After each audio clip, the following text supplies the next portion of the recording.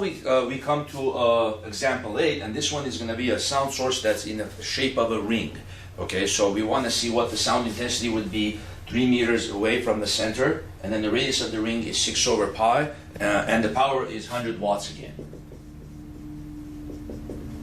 Okay, so how do we approach that? Well, first let's calculate a general equation for the power of the ring as a function of the radius and the distance. Then we can put in the numbers. So what we're going to do is we're just going to say general equation. We're going to take a piece from here, okay, and the radius here is r, so we're going to have di is equal to dp over 4 pi r squared, right? So then the power of that little piece is dp, and then we integrate along all those pieces. So then the next thing we ask ourselves is that what's the r? Well, the r is this distance from that piece to there, and then if we go to different pieces, we see that the r never changes, right? So this is a three-dimensional ring like this coming out of the board, and we're trying to find the intensity at the central axial line. So all pieces of that ring, right, are equidistant from that point, right? So it's just r, and then this is r, so it's nothing is changing. So in this case, it ends up that we don't even have to do an integral again. So it's just going to be I is going to be equal to p, and then so it's really not going to matter if the density is uniform or not. Again, it's not going to matter because the distance is the same, and since intensity is a scalar, it really doesn't matter.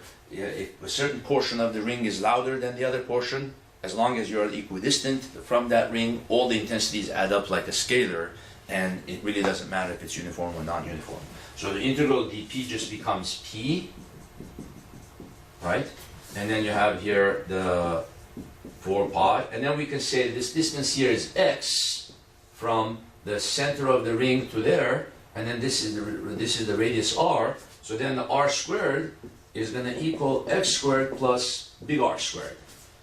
The distance from the center of the ring to the point squared plus the radius of the ring squared. So then you're just going to have here x squared plus r squared, and then that's it, really. That's very simple. Now we can put in the numbers and get an answer.